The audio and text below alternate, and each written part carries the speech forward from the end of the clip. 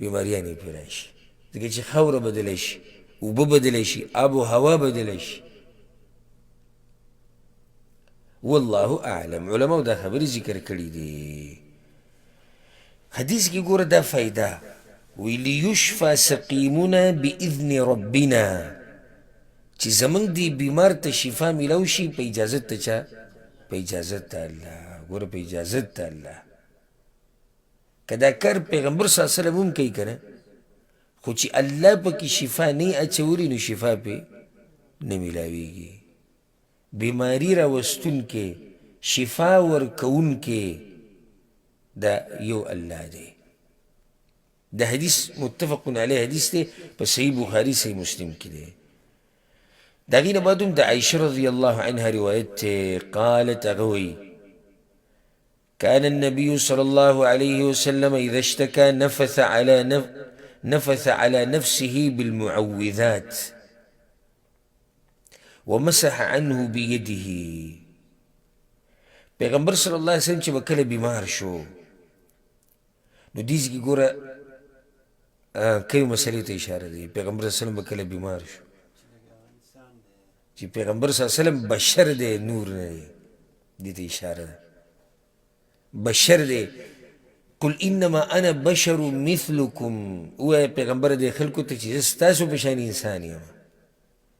ها خدا دې چې ماته وحی کی نو انسان دی ځکه خو په بیماری راځي کنه که چېرته بل مخلوق وی یا څنګه چې دا بعض وایي چې پیغمبر صلی الله علیه وسلم نور دی د الله د نور نه نو بیا په هغه باندې څنګه بیماری راځي خو سبحان الله چې کله الله د چا عقل بند کړي که نه عقل او د هدایت توفیق ورته نه نصیب کوي که نه دی نه پوهېږي دا حدیث ته کوم چې موږ بیانوو دا په صحیح بخاري کې مشتي په صحیح مسلم کې مشتي او هم د دغه خلکو په مدرسو کې صحیح بخاري صحیح مسلم هم پړاولی کېږي هسې براینام د برکت دپاره خو وي که نه په اخره کې به وي زه دورې نه فارغه شوی یم پټکې ورته وتړې او ما سره سند دی او ما سره دا دي او دغه دی دا قسمه خبرې مخې ته تېرېږي او په دې کې سوچ نه کوي دا اوس ته عام سړي په مخ کې دا حدیث ووایه سره د ترجمې هغه به پرې پوه شي چې په پیغمبر باندې بیماري راځي او چې بیماری پې راځي نو دا بیا انسان دی بشر دی وی کله چې به په پیغمبر صلی الله علیه وسلم باندې بیماری راله نو په ځان باندې باید معوذات چوف کول معوذات څه ته وایي اخرني دوه صورتونه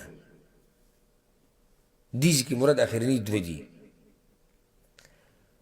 قل اعوذ برب الفلق او قل اعوذ برب الناس دا به وي او بیا به چوف کړو ومسح عنه بيده بیا به خپل بدن باندې لاس راښ کړو نو علماو د دې طریقه دا بیان کړی دی حدیث په وضاحت کې چې د دوه صورتونه به وي او بیا به په خپلو لاسونو کې چوف کې او بیا به د لاسونه په بدن باندې راکاږي فلما اشتكى وجعه الذي توفي فيه کله چې پیغمبر صلی الله علیه وسلم باندې هغه بیماری راله په کوم کې چې وفات شوی سبحان الله بله مسله ته ثابته شو چې پیغمبر صلی الله علیه وسلم وفات شوی دنیا نه تللی مرګ پرې راغلی دی او که اوس ژوندی دی نو په برزخ کې ژوندی دی د دنیوي چې کوم ژوند و هغه ختم شوی دی وی دغه بیماری کې بیا پیغمبر صلی الله علیه وسلم ډېر کمزوری شو د مرګ دا بیماری دا خو ډېره سخته وي او اوس به حدیث تاسو واورئ کیدای شي دې درس کې راشي انشاءالله چې پیغمبر صلی الله علیه وسلم باندې انتهایی سخت زنکدن تیر شوی دی انتهایی سخت زنکدن په پیغمبر صلی الله علیه وسلم باندې راغلی نو په دې بیماری کې پیغمبر صلی الله علیه وسلم کمزوری شو کمزوری نو بیا به عایشه رضی الله عنها وایي كنت أنفث عليه بالمعوذات ينفث عليه بالمعوذات التي كان ينفث التي كان ينفث وأمسح بيد النبي صلى الله عليه وسلم ويجي کله چې پیغمبر صلی الله علیه وسلم په دغه بیماری کې اخته شو نو بیا به ما دغه صورتونه وي او چوف کول به مې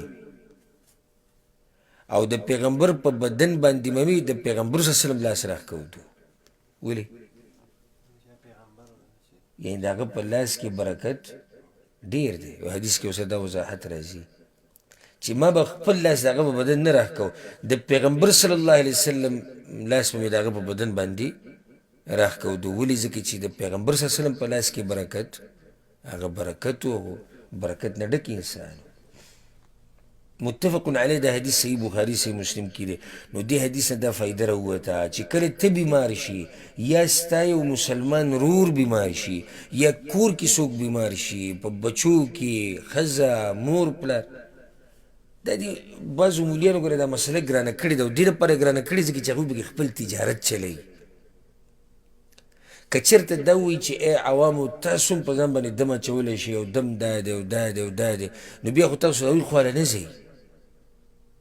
نو د هغې دپاره مسله ګرانه کړې ده او پکې اجازې هم راویستې دي. د پلاني سره جوي د دم اجازه ده. اجازه خو الله او د الله پیغمبر صلی الله علیه وسلم عامه ورکړې ده. په قرآن کې شفا ده، پیغمبر صلی الله علیه وسلم طریقه ښولې دم اچولو، اذکار دعاګانې د پیغمبر صلی الله علیه وسلم نه نقل، دا عامه اجازه ده ټول امت دپاره که. نو دا خاص اجازې پکې د کوم ځای نه راغلي. جوي ده سره اجازه ده د دې چې لیونی سپی څوک وچیچي نو په هغه باندې دم اچول، او که لړمې وچیچي ده سره د هغې اجازه ده، او که څوک زخمي ده سره د دې اجازه ده، که په چا دانې راوخیږي ده سره د هغې اجازه ده. دا اجازې ګوره نشتي، داسې تجارت یې شروع کړی. یو بېدینه به ناسي ګیره او برید به یې نه وي، د قرآن تلاوت به صحیح نشي کولی، مونځ او اودس به په ټیم نه کوي، او هغه سره هم څه پرته وي، هغه سره هم اجازه پرته وي د دمونو اچولو. ده سره دا اجازه د کوم ځای راوازي یو تجارت یې روان کړی. دا اجازې شریعت کې نشتې. ګورئ شریعت عام اجازت ورکړی چې ای مسلمانه چې بیمار شي یا د رور او ملګری او خپلوان بیمار شي نو دم پې اچوه. دوه روایتونه خو تیر شو، په هغې کې یو طریقه ذکر شوه. دلته اوس دا دي چې دا دوه صورتونه وایه چوف کوئ، او یا په هغه ځي چوف که په کوم ځي باندې چې تکلیف دی، او یا پې لاس راکاږه، هره طریقه چې کړي. اوس د یو سړي ماشوم بیمار شوی د هغوی ګرځوي په یو ځای په بل ځای، په خپله پې دا صورتونه نه وایي. موږ د دې خلاف نه یو، لکه دا به روا دي چې ته یو نیک سړي خواله ورشي او هغه دم تا باندې واچي، هغه سره د هغه شروطو کوم چې مخکې ذکر شو، خو ته په خپله خو شروع وکړه که نه، ته پې دم واچوه، د دې ماشوم مور ته وایه په ده باندې دم واچوه، نورو مشرانو ته په ده دم واچوه، ته په خپله بیمار شو په ځان باندې دم واچوه. دا د پیغمبر صلی الله علیه وسلم طریقه نه ده. عایشه رضی الله عنها څه وایي؟ وایي پیغمبر صلی الله علیه وسلم چې بیمار شو نو دا صورتونه به په ځان باندې چوف کول. نو په خپله چې کله تاسو بیماران شئ، او الله دې موږ ټول د هرې بیمارۍ نه ساتي، نو دا د دم کولو اسانه طریقه ده. دا دوه صورتونه ووایه، په دې لاسونو کې چوف کړه، په ځای یې راکړه. دومره فایدمن او اثرناک صورتونه دي چې حیران به شئ ورته، په دې کې لوی اثر پروت دی. ځکه چې سورة الفلق او سورة الناس په دې دواړو صورتونو کې الله پورې پناه نیوی شوې ده د هر قسمه شر نه، د هرې قسمه بیمارۍ نه، وسوسو نه، شیطان نه، د جادو نه، د حسد، د حسدګر د حسد نه، نو ټول شرونه پکې ذکر شوي دي. نو چې دا دوه صورتونه یو مسلمان راولېږي، په ځان یې ووایي یا یې په بل چا ووایي، رب العالمین وله شفا ورکوي کله چې وغواړي. وفي رواية لمسلم، امام مسلم په روایت کې داسې راځي چې كان اذا مرض احد من اهل بيته نفث عليه بالمعوذات. وی د پیغمبر صلی الله علیه وسلم په کور والو کې چې به څوک بیمار شو نو پیغمبر صلی الله علیه وسلم به پې دغه دوه صورتونه وي او بیا به پې چوف کړو. همدغه خبره شو کومه چې ما لږ ساعت مخکې وکړه. کور کې څوک هم بیمار شو، ته به خپله بیمار شو، په ځان باندې دا دوه صورتونه وایي. د هغې نه بعد روایت ته وعن عثمان بن ابي العاص رضي الله عنه عثمان بن ابي العاص په باره کې راځي انه شکا